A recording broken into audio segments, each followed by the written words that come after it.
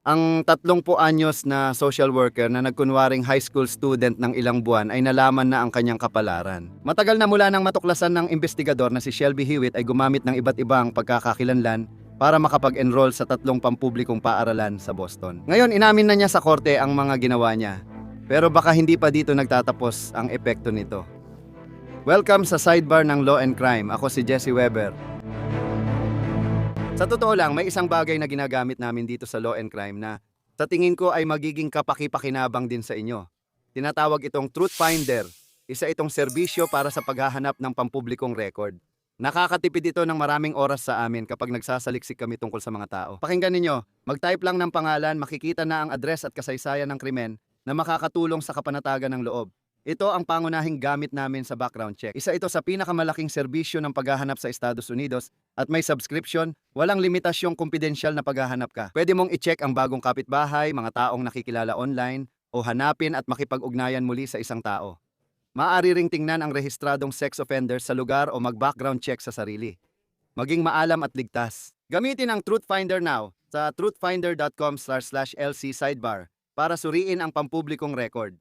Noong 2022 hanggang 2023, may bagong estudyanteng nag-enroll sa Jeremiah E. Burke High School, ngayon ay Albert D. Holland High School, sa Dorchester, Massachusetts. Sinabi ng estudyante na siya ay 16 anyos na ampon, Daniel Herrera, at ipapaliwanag ko ito. Ilang buwan bago natuklasan ng mga administrador ang nakakabahalang katotohanan na siya pala ay si Shelby Hewitt, isang social worker na nasa 30 na na ang edad sa panahong iyon. Kaya nagsimula ang investigasyon tungkol sa mga ginawa ni Hewitt at kung paano niya ito nagawa. Nadiskubre ng mga opisyal na gumamit si Hewitt ng iba't ibang pekeng pangalan para makapag-enroll sa 3 high school mula Setyembre 2020 hanggang Hunyo 2023. Ayon sa pulisya, gumamit siya ng pekeng dokumento para mapaniwala ang iba na siya ay bata sa foster care ng Massachusetts. Nag-enroll si Hewitt bilang 16 anyos sa Burke High School noong taglagas ng 2022 at sumali sa girls basketball team. Pinili niya ang numerong 32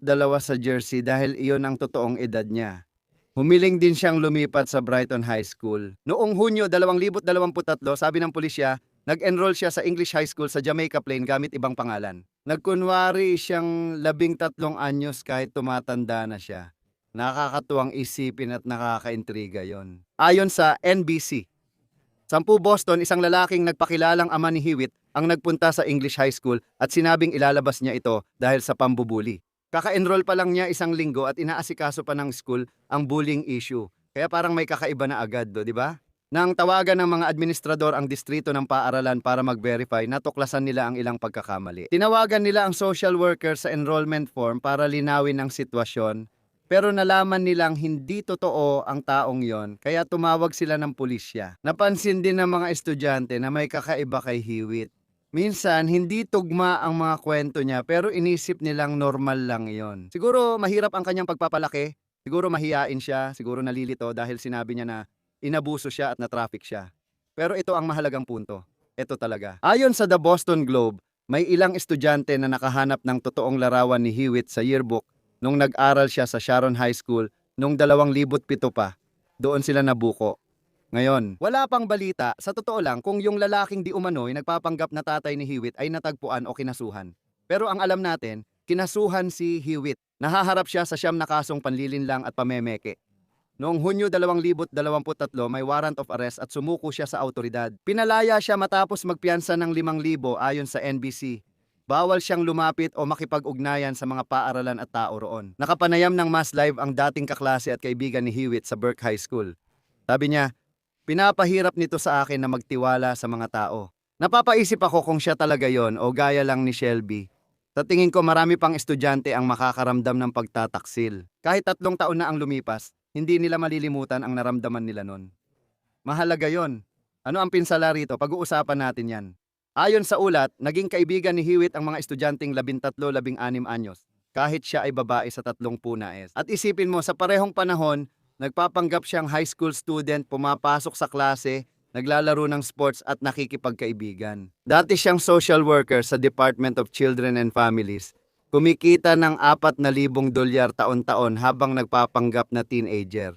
Ayon sa ulat, gumawa siya ng pekeng pagkakakilanlan para sa Department of Children and Families worker para tumulong sa enrollment. Hindi lang sa paaralan nagpapanggap si Hewitt bilang teenager. Ginamit niya ang resources sa Department of Children and Families para makapag-enroll sa Walden Behavioral Care. Klinika ito para sa eating disorder sa Dedham, Massachusetts, kung saan muling ipinakilala ang sarili bilang si Daniela Herrera. Pag-uusapan pa natin ng mas detalyado ang tungkol sa Walden Behavioral at kung ano ang maaaring nalaman ng mga empleyado doon tungkol kay Hewitt. Pupuntahan natin yan maya-maya lang. Ngayon, pag-usapan muna natin kung ano ang kakagaganap lang, okay?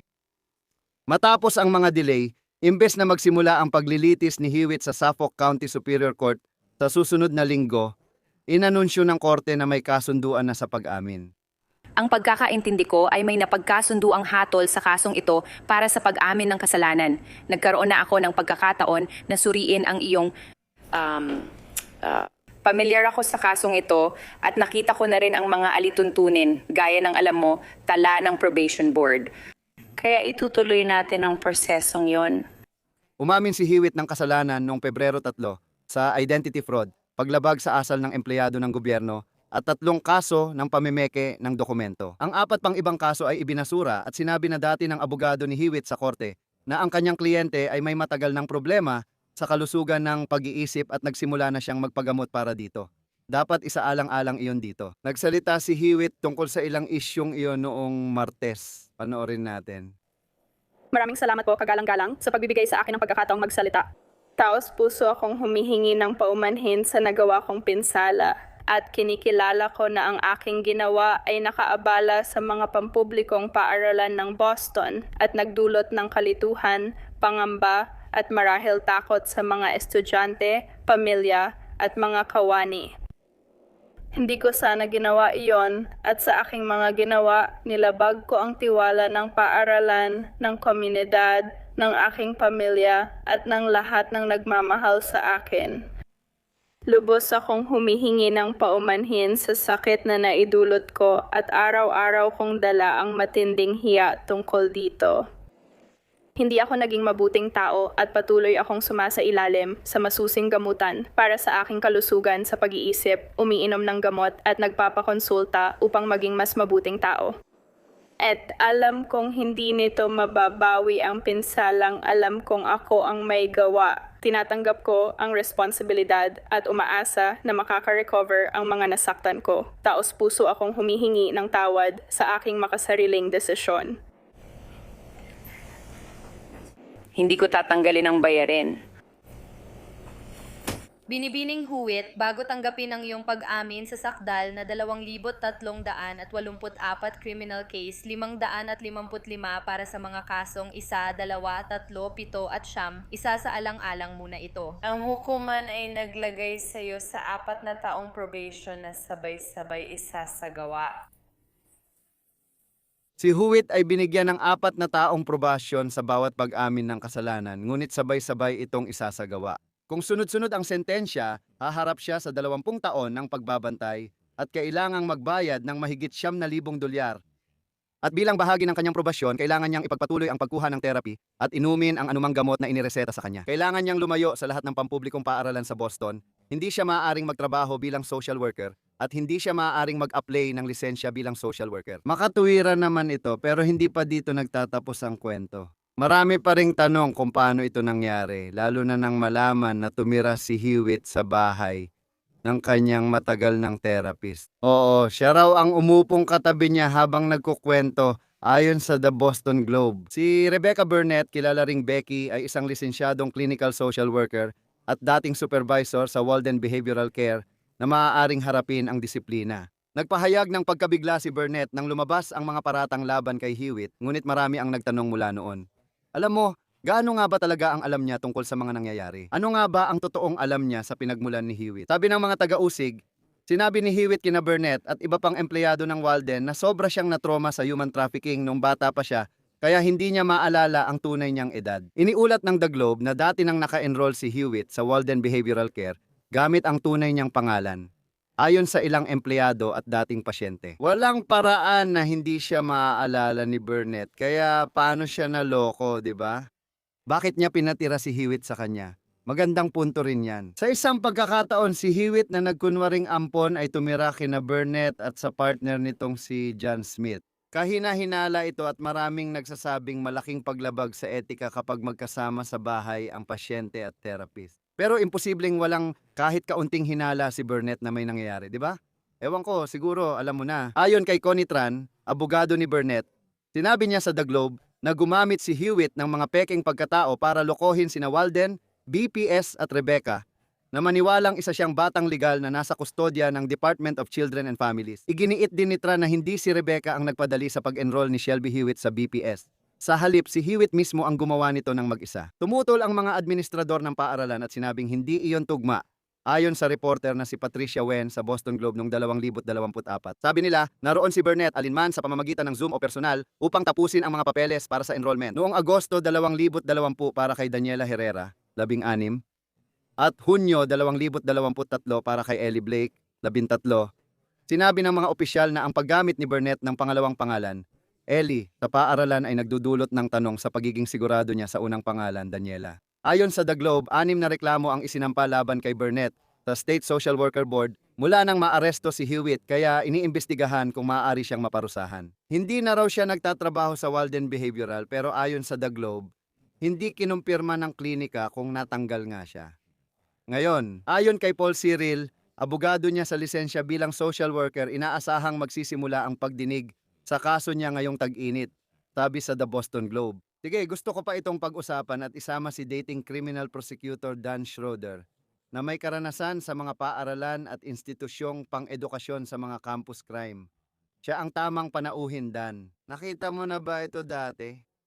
May tao bang nagpanggap sa ganitong antas at totoong nagtagumpay ng matagal? Oo, talagang kakaiba ito. Wala pa akong nakitang kasong ganito maliban na lang nung dekada 80 kay Johnny Depp sa television. Parang may nagpapanggap na high school student. Marami sa mga kasong ito ang pinag-uusapan natin. May isang taong biktima at marami talagang nag-aalala tungkol dun dito. Kakaiba kasi walang isang biktima, malinaw na buwis at resources lang. Ano kaya ang motibo niya sa ginawa niya? Ginawa ba ito para manamantala sa mas malaking panloloko o dahil sa problema sa pag-iisip ng tao na inakala niyang maganda ang ideya? Walang malinaw na taong nasasaktan sa nakakabahalang paraan. Kontrahin ko lang, tumanggap siya ng sahod habang nagpapanggap na estudyante. Gusto ko ring malaman ang epekto nito sa mga estudyante. Maaaring magkaroon ng issue sa pagtitiwala ang mga naging kaibigan, nagmalasakit at nakipag-ugnayan sa kanya. Sa pag-usad, pakiramdam ko ay magdudulot talaga ito ng ilang uri ng psikolohikal na pinsala. Posible at sigurado, mahalaga ang panlilinlang. Dati akong Inspector General sa Yonkers at nagsiyasat ng panlilinlang sa pinansyal ng lungsod, kaya seryoso ko itong tinitingnan. Pero siguro, ikinukumpara ko ito sa iba pang mga kaso. Pinag-uusapan natin yung mga sitwasyon na may kinalaman sa karahasan ng malapit na kapareha at sexual na pang-aabuso at mga ganong bagay. May mga taong nabubuhay na may panghabang buhay na trauma dahil sa naranasan nila.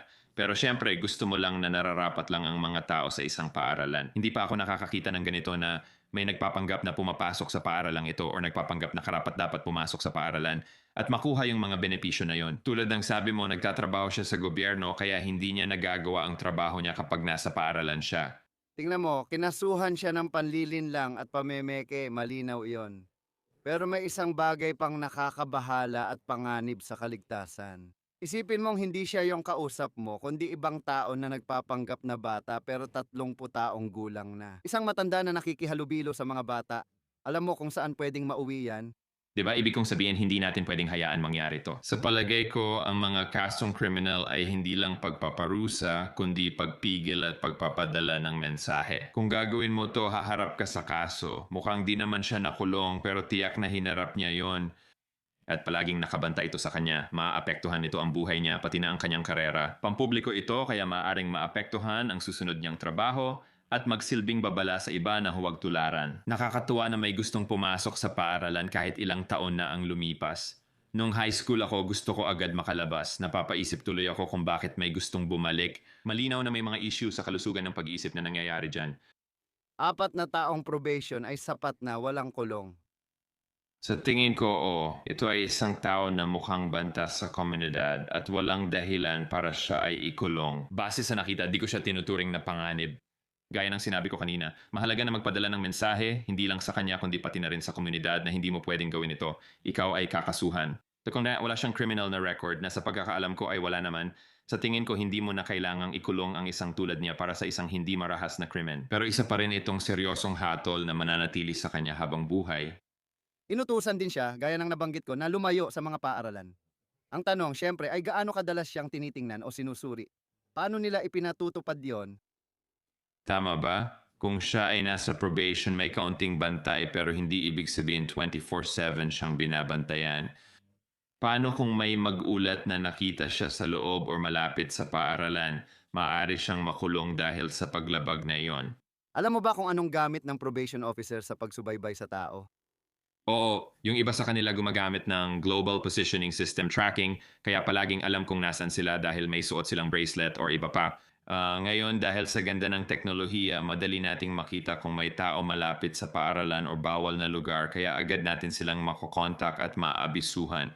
Talagang malaking tulong ang teknolohiya. Depende na lang kung sa tingin ng mga namamahala ay kailangan talaga iyon or kung isa lang itong bagay na babala iyon sa kanya. Kung mahuli siya, pwede siyang makulong o maparusahan ng mas mabigat. Nakikita mo ba, ibig kong sabihin, sa mga kaso, kung nakita mo na ito dati, may mga pagkakataon bang nauulit ang pagkakasala? Kung ulitin niya ang pagkakamali, mahirap isipin na uulit pa siya. Ngayong alam na ng publiko ang pangalan niya, kung mag-enroll siya sa ibang paaralan, malamang lumabas ang pangalan niya sa online search. Sinubukan na niya dati ito, tinitingnan lang ang record pag-enroll. Habang tumatanda, mahirap na magkunwaring high school student at makalusot. Sa tingin ko, malamang hindi na mauulit ang ganitong gawain, pero andun pa rin ang panlilin lang. At yung isang tao na sinusubukang lokohin ang sistema para makakuha ng benepisyo at samantalahin ang pondo at mga resources ng mga nagbabayad ng buwis, yan ang isang bagay na delikado na posibleng maulit ng isang tao sa ibang paraan sa hinaharap. Bakit mo sa tingin gagawin ng isang tao ito? Yan ang tanong. Sabi ng abogado niya may problema siya sa mental health, no? Siguro may mas malalim na dahilan na hindi natin alam bakit gusto niyang bumalik sa high school.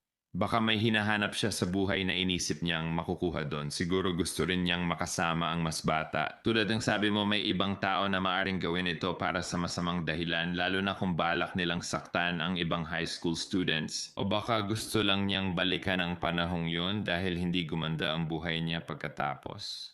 Yan, kaya maaring may nangungulila lang sa dating kasikatan niya nung high school, hindi natin alam. Pero malinaw na ang gumagawa nito ay may pinagdadaanan sa kalusugan ng pag-iisip. Hindi sila matino kung nag-i-enroll sila sa paralan dahil mahuhuli rin sila. Hindi basta-basta magagawa ito ng hindi nahuhuli. And magtatapos ka lang sa high school sa ganyang edad at walang makakapansin na mas matanda ka na. Oo, laging maraming komplikadong dahilan kung gusto mong balikan ang masasayang araw o may nangyari nung bata ka pa. Pakiramdam mo hindi mo talaga naranasan ang pagkabata kaya bumabalik ka. Hindi ko naman sinusubukang bigyang katwiran pero nakakita na ako ng mga ganitong kaso dati. Balikan ko lang yung nabanggit ko kanina. Paano niya nagawang samantalahin ang mga butas sa sistema para maging estudyante? Tinawag ng superintendent ng Boston Public Schools ang kaso bilang napakasopistikadong panlilinlang. Paano mo sa tingin nagawa ito? B. Sa tingin mo may tumulong sa kanya? Nabanggit ko na dati yung peking ama niya na pumunta sa isang paaralan. Kaya niya ba itong gawin mag-isa? Paano niya nagawa? Sa tingin mo may tumulong sa kanya? Kailangan mo talagang tulong dito dahil kailangan ng identification. Posibleng gumawa siya ng peking pagkakakilanlan mag-isa.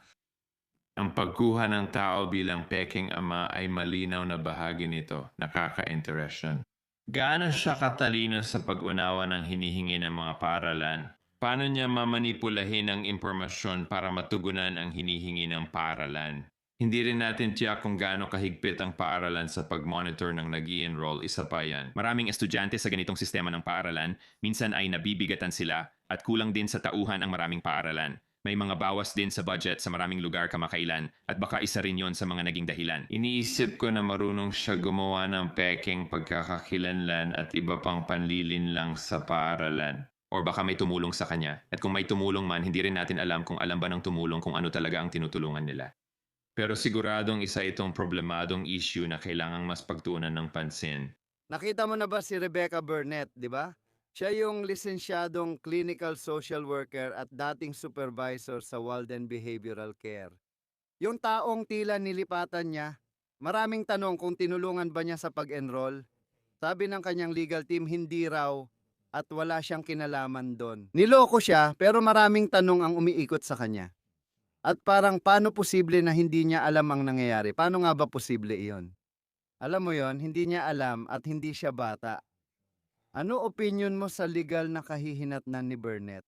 Sa tingin ko, tiningnan naman ng mga autoridad yan. Hindi ibig sabihin noon na nahanap na nila ang sagot. Pero iniisip ko na tuwing may ganitong kaso, alam ko nung ako ay prosecutor or inspector general na nag-iimbestiga ng pandaraya or maling gawain, gusto kong alamin kung sino pa ang nakakaalam na posibleng gumagawa ng mali ang taong ito at ano ang naging papel nila. Kaya sigurado akong tiningnan din yan. Nagkaroon ng plea deal sa akusado kaya bahagi ng negotiation ang tanungin kung handa siyang magsabi kung may iba pang sangkot. May mga taong handang gawin yon at mga hindi, pero sa tingin ko, napag-usapan na rin nila ito tungkol sa nangyayari. Kung ayaw ng akusado magsalita, mahirap makahanap ng ebidensya para ituloy ng pulis ang kaso.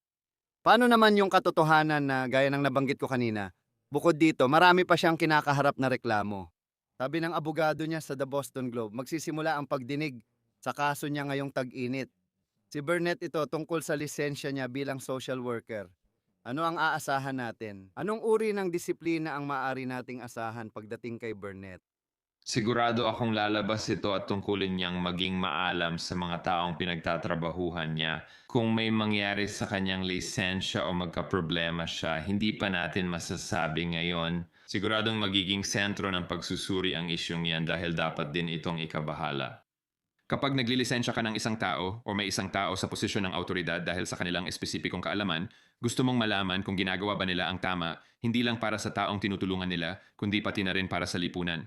Karaniwan sa mga ganitong proseso, magbibigay ba siya ng salaysay, magpapatotoo ba si Burnett, at magsasabi ng, "Hoy," o magbibigay ng anumang pahayag tungkol sa nangyari dito? Maaring hingan siya ng ganon. Hindi ko alam ang lahat ng detalye ng proseso o kung pwede kang tumanggi sa ilang tanong. Sa tingin ko mahirap mapatunayan ito maliban kung may communication tulad ng text message. Itong akusado na nagsasalita ngayon tungkol sa kung paano siya tinulungan. Kaya bukod doon, pwedeng magpatuloy lang sa pagtanggi ang isang tao, gaya ng pinag-uusapan natin kanina, at sabihing wala akong alam tungkol dito. Talagang mahirap patunayan ang kabaliktaran maliban na lang kung may ebidensya ka. Sige, Dan, sure.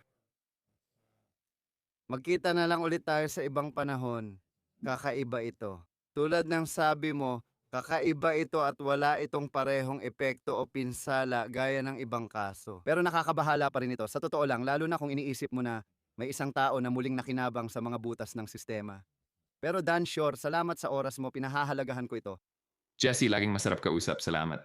At yan lang muna ang meron kami para sa inyo dito sa Sidebar. Maraming salamat sa inyong lahat sa pagsama sa amin. At gaya ng dati, mangyaring mag-subscribe sa YouTube, Apple Podcast, Spotify o saan man kayo nakikinig ng inyong mga podcast. Mapapanood kami sa Peacock ng NBC. Sundan ako sa X o Instagram at panoorin ang News Nation show ko, Jesse Weber, live Lunes-Biyernes, 11 PM Eastern. Salamat mga kaibigan.